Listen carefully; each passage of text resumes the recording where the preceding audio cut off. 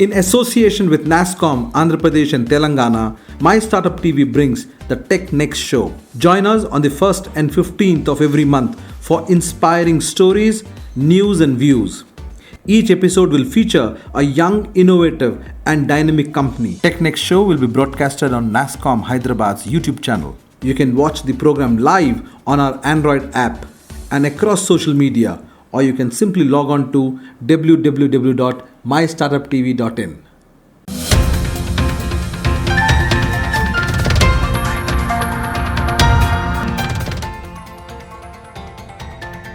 Welcome viewers to My Startup TV. I'm your host Abhishek. NASSCOM AP and Telangana, in association with My Startup TV, brings you the special show that showcases inspiring stories, news and views. This show is broadcasted on the 1st and 15th of every month. The program is broadcasted live on My Startup TV Android app, which is available on Google Play Store. This episode is on Geospatial Technology. Top headlines for today are: NASSCOM COE for IoT partners with Taiwan, India. White Hat Junior partners with NASSCOM for a course in AI. LG Equipment ties up with NASSCOM. Now the news in detail are: NASSCOM Center of Excellence for IoT has signed an intent of cooperation with Taiwan, India Artificial Intelligence Technology Innovation Research Center. This collaboration will help Indian tech startups source hardware components from Taiwan during prototype or production phases. EdTech platform White Hat Junior has partnered with NASSCOM Future Skills Prime to offer a course in AI. This is the first time that the EdTech company will reach out to undergraduates and executives. Air compressor manufacturer LG Equipment has partnered with NASSCOM to impart digital skills to its employees across the country. 1,000 employees will learn and improve their skills in different digital tools through this partnership. NASSCOM has urged the Government of India to help and support the engineering and ER&D industry towards making super innovation clusters in India. NASSCOM's Future Skills platform has helped train close to 380,000 candidates since its launch. The platform was launched with an initiative to upskill 40 lakh IT employees in technologies like AI, VR, automation, IoT, big data, 3D printing, etc. Thanks for watching.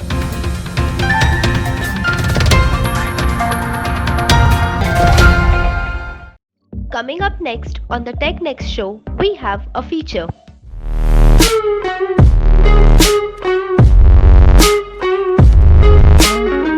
For the time in India, a drone successfully delivered medicines beyond visual range. The drone was built by an Indian startup.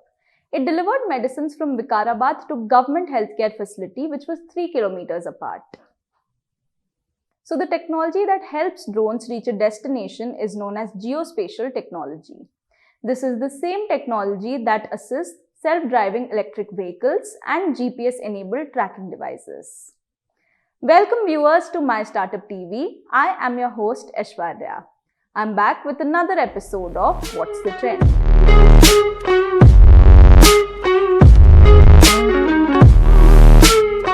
So how does geospatial technology work? There are three aspects to geospatial technology that include geographic information systems, remote sensing, and global positioning systems. Geospatial collects, analyzes, and stores geographical appearance in an area as data. It may be climate, weather, otherwise it may be rivers or the land, and texture. If we combine all these, it is known as geospatial data, which showcases full-fledged geographical information related to a location on the earth. There are two types of geospatial data. The first is static and the other one is dynamic. Static landmarks such as large mountains and rivers do not undergo major changes. However, climate and soil texture witness periodical change and are thus dynamic. Till a few years ago, geospatial data was controlled by the government, but that has now changed. This has led to opportunities for private businesses, and startups have taken a lead in applying such information for commercial use. So why is it very important to liberalize geospatial data? Firstly, it enables the free flow of geospatial data information and private individuals, that is companies, can also collect, collate and also synthesize data for various benefits.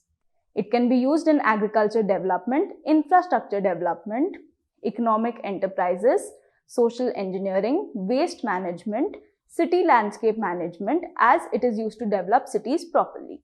Before, we used to depend on GPS, but now we have our own Indian regional navigation satellite system. We believe that our data is our strategic and military asset. This is how geospatial data is very important. Geospatial data combines particular location information as well as attribute information. Because of the privatization of geospatial data, agriculture would be benefit immensely. It also impacts a lot in horticulture development as it produces a micro-level assessment analysis at a preferable location. Now, all private companies can also use IRNSS data. The data also releases information related to weather.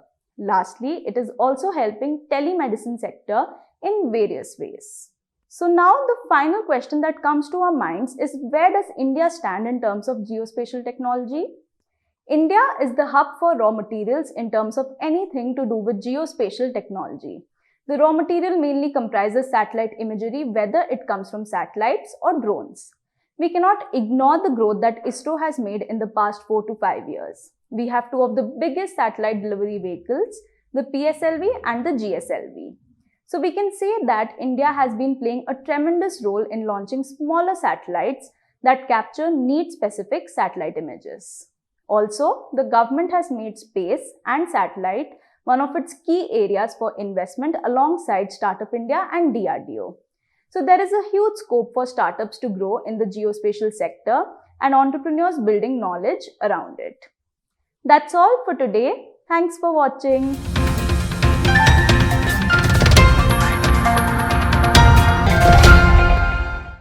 Next, we have a founder talk with Mr. Somnath Marthi.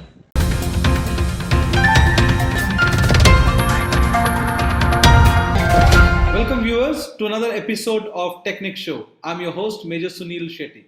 NASSCOM, Andhra Pradesh and Telangana, in association with My Startup TV, brings you the TechNext Show, a show that showcases inspiring stories, news, views. This story is broadcasted on the 1st and 15th of every month. Today on our TechNext Show, we have with us Mr. Somnath Marthi, the Vice President, Defense, Aerospace and Geoscience at IIC Technologies. IIC Technologies provides geospatial solution and services for the acquisition, management, integration, and dissemination of geospatial data. Welcome, sir. Welcome to the show. Thank you for this opportunity. So, geospatial, is the next sunrise industry. Recently, we also saw how India's first drone helped in delivering of medicines beyond the visual range. And whether it is drones, whether it is self-driving cars, whether it is GPS, they're all one common link for them is the geospatial technology. And your company is into this space. Tell us about the company. What is IIC Technologies all about? IIC Technologies is now about a 25-year-old company who've been in the services from the beginning to commence our map digitization and a few CAD services. And we slowly evolved and thereafter focused purely on geospatial sciences. Today, we actually provide solutions end-to-end on using GIS technologies on both on land, on marine, and aeronautics. So when I say that we have branched out into some unique offerings, and I would proudly say we are an purely Indian-grown multinational company, because our managing director, who came back from Carnegie Mellon in '93, we had a small tender for building the national cartographic database of our country, that is for Survey of India. And we won that against a stiff competition at that point in time. And we began our journey in 94 by actually making 250,000 scale maps for the National Mapping Agency.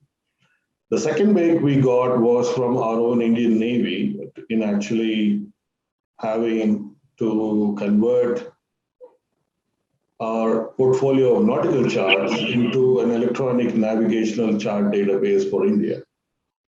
That put us on a pedestal of actually on the marine globe today, where we serve more than about over 20 navies globally.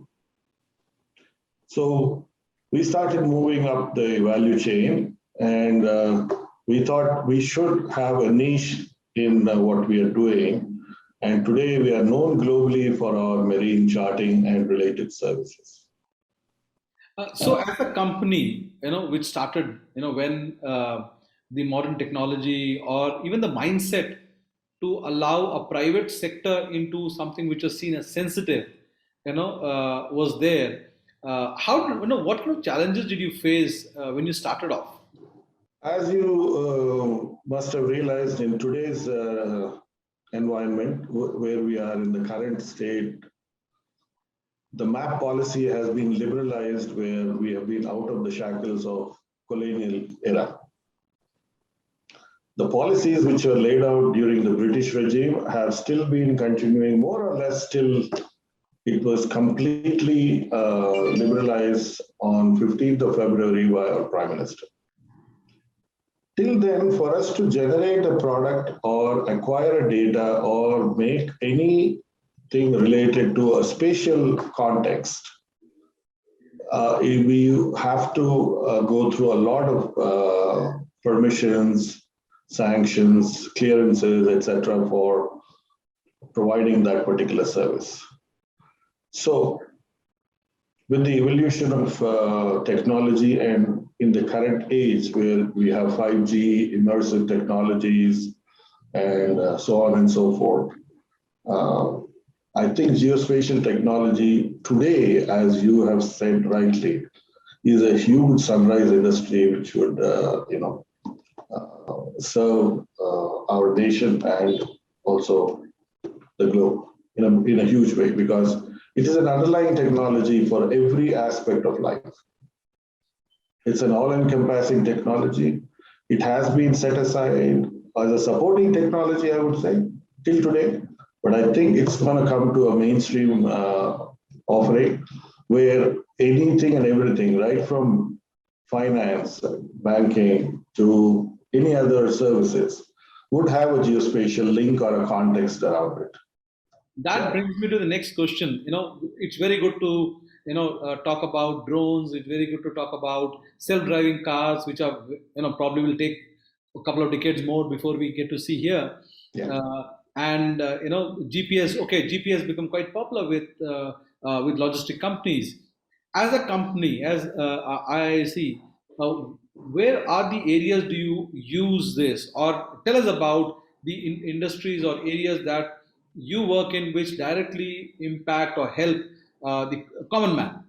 We have been focusing largely on generating geospatial data, especially for countries outside of our country. We have specialized in some areas. For example, we worked in a big way for the United States Department of Transportation, wherein we get data that is flown. For example, last evening, the data comes in here and we actually generate some outputs and products and send it back in a turnaround time specified by under our contract.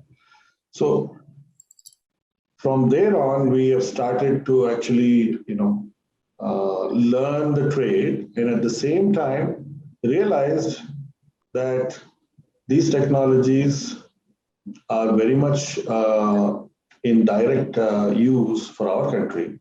And that is where about 8 to 10 years ago, we have invested in having our own aircraft and sensors. We kind of went into a backward integration of actually starting to acquire data until the finished product. So today we have the entire gamut of service available, right from consulting with an organization to what they require to getting them the finished product, managing it, maintaining it, and updating. Now, coming to your question of what segments we serve, we work largely with national mapping agencies. So base mapping is a huge offering of ours where we actually map huge areas of terrestrial land mapping using aerial photography, using technology called LiDAR, using ground acquisition methods, conventional methods, aerial methods, and creating several products. We serve the infrastructure segment, especially focusing on highways, on railroad, on irrigation, agriculture, and a few other applications which actually help directly in the economy. When you talk about geospatial data, there are two types. One is the static, one is the dynamic, and kind of weather patterns fits into that. Given the the impact of global warming that we are witnessing, what role will your company in particular and geospatial technology as such is playing in it and would play going forward? So the country is actually witnessing a lot of natural calamities and even otherwise.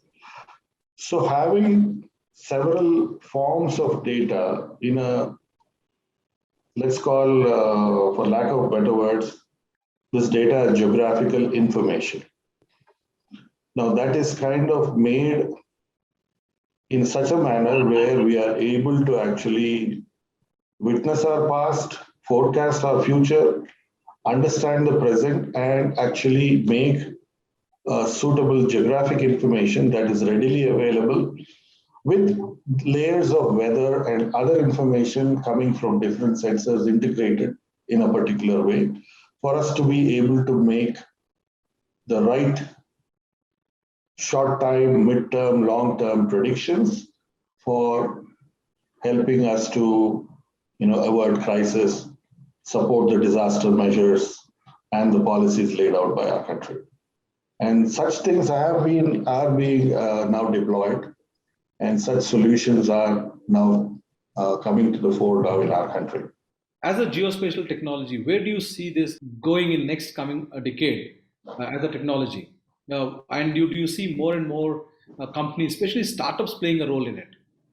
A very strong area for startups to come into this. For example, the game changer is the drone technology, which is coming in a huge way in, I would say, complementing the other technologies that are available, especially in the diversity of our country, to be able to actually bring in this technology. Today, there are schemes that have been launched even for land registry, where drone technology is being thought of to actually play a major significant role in doing land registry. So fueling the data economy, what is short in our country is data, geographic information.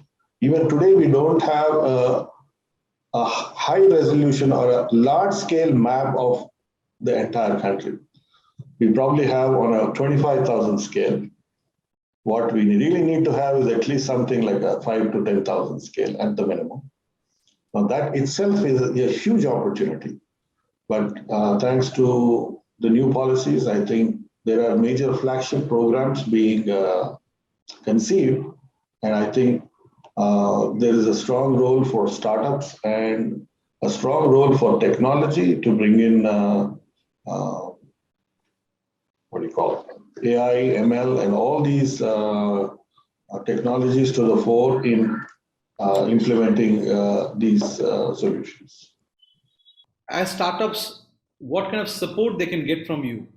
A little background on the geospatial technology by itself, which is quite, I would say, not a huge barrier.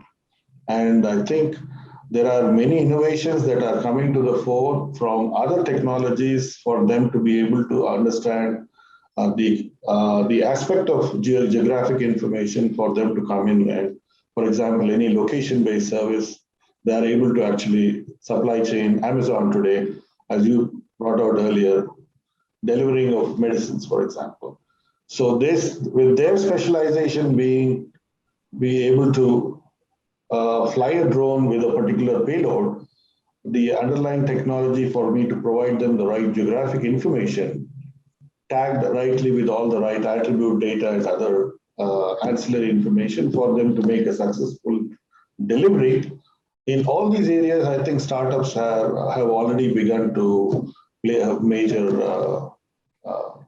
they're picking their own spaces. There are lots of areas which they can come in with a small spark of an idea. Skill is a big challenge. And as a company, are you able to find the right kind of talent? Because your industry is a sunrise industry, very at the very early stage, and probably, I don't know, I'm just making a wild guess. Probably the engineering colleges or the or education institutions may not have a course that directly fits into the kind of work, or the kind of the skill required by a company like yours, which are into spatial technology. Is that right? My understanding, and if yes, Yeah, your understanding is perfectly right. This industry needs, I would seriously say, it has a potential of generating 1 million jobs in the next decade, or even in a lesser period of time. The right programs, upskilling, the base graduation, post-graduation programs, although they are out there, we have seen a huge gap from what is being taught today to what is actually required in the market. So IIC, we have taken an initiative about 15 years ago. We actually started an academy for skilling internally our own resources. For example, he comes from a survey background. We actually teach him to do a lot of things beyond what he has been taught and make him job ready. Similarly, for a graduate to be taught the science of photogrammetry, that is three-dimensional mapping, we take him on a program for about 3 months from any base degree he may have with arts and science, teach him the, just like you're taught in the army, the art of map making, its fundamentals, etc., all crashed into a 3-month program, and then we try and make him job ready. In the same breadth, we have also trained a lot of our clients using the same infrastructure to upskill them on their side. And today we have the academy running programs which are quite unique. We are probably one private company who are the only qualified company who are able to teach them marine surveys, hydrography, marine cartography.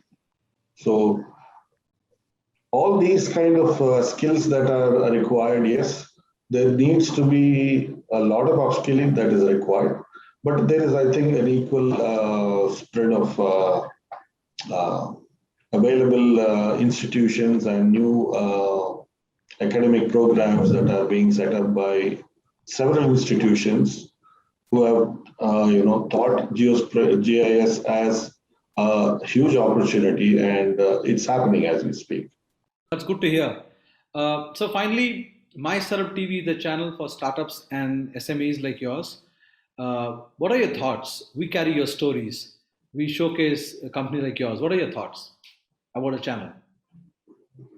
I think it's a wonderful initiative, Major Sunil, because I think we carry a very strong message to the people who are looking for which way to go, right from higher secondary or from a degree or even otherwise.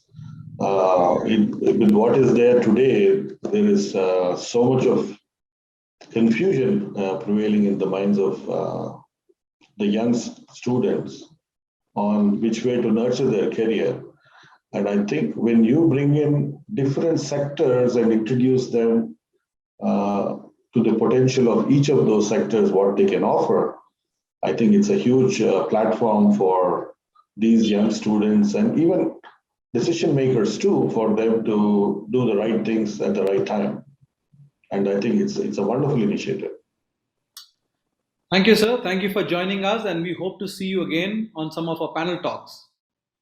Certainly. Thank you so much, and all the best. And thank you for providing IIC this opportunity. Thank you.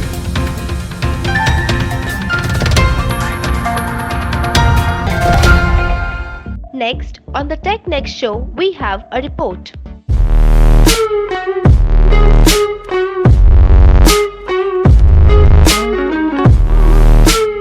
Now, drones are delivering medicines from the sky, self-driven electric vehicles are the new buzz, and GPS tracking is used almost everywhere.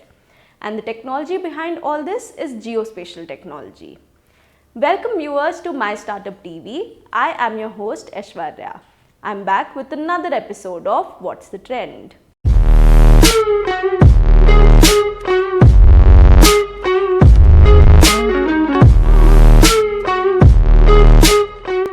We use geospatial technology to collect, analyze and store geographic information. Different forms of geospatial technology include geographic information systems, remote sensing, global positioning systems and geofencing. According to Nilesh Maurya, Director of Think Ventures, with the startup ecosystem booming in terms of drones and EVs, geospatial technology can be the next big thing for startups to venture into, and even Government of India is also providing support for enhancing this technology. Listen in. The most promising document that came out this year was the geospatial policy that the government has issued. More than any startup, the regulation built around it, it's very, very promising what government is saying, not just in terms of supporting startups or, getting infrastructure in place. It also speaks about getting talent into position. Because, if you have looked at these satellite imageries, they are just huge maps.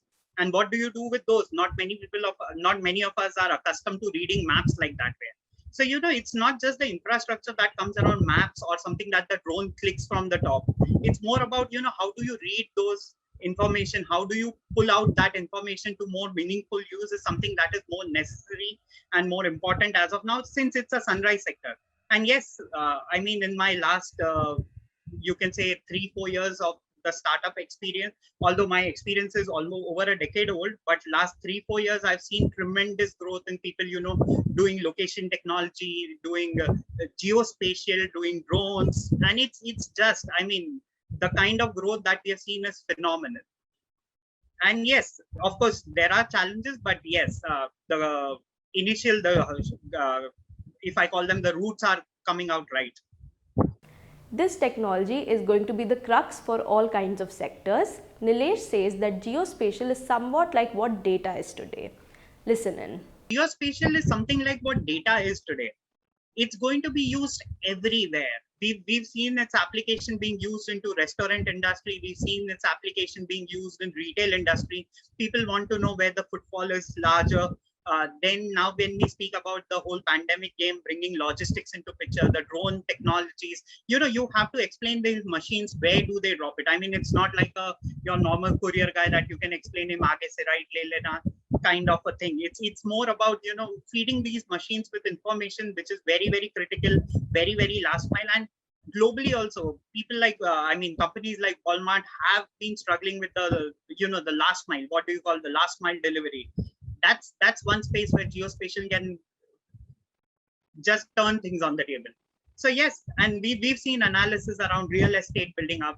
Our company, RS Matrices, is specializing into something you call that ESG analysis, which is again a very, very sunrise sector, because suddenly everyone is concerned about climate, everyone is concerned about how things are changing. So, when you look at things from the top, it gives you a very clear picture of how the climate movement has happened, how things have changed over 5 years, 10 years, whether the environment has just grown or whether the environment has just been destroyed by companies for the sake of profit. So yes, now with the investor movement coming in, we've seen ESG as one of the biggest sector playing out, especially with drone technology, logistics and another game.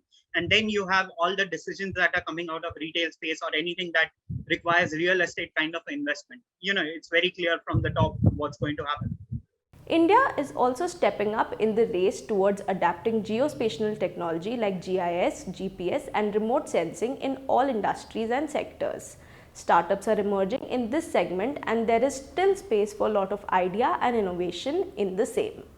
India, just because of the startup push from the government and the policy coming in.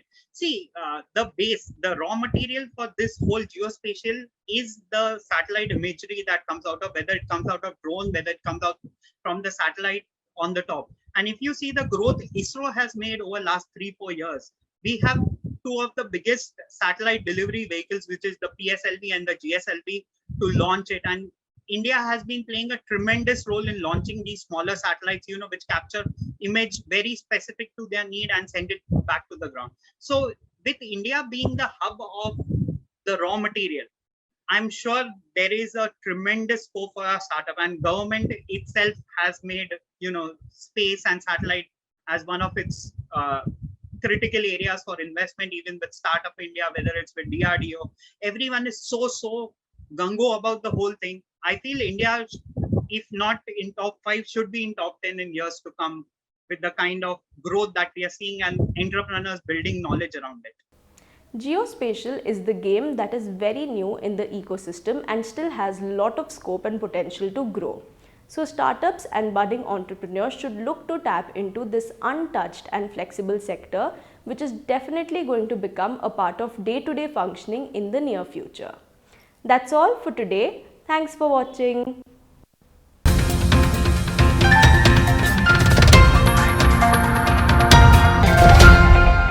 We have over 400 startups and MSME shows on our TV channel. Do check out. My Startup TV is now available on Google Play Store, so you can get all the latest news on startups and MSMEs on the move. You can also support us by subscribing to our TV channel, and do not forget to press the bell icon. You can follow us on Koo, Twitter, Facebook, Instagram, LinkedIn, or visit our website www.mystartuptv.in. Thanks for watching.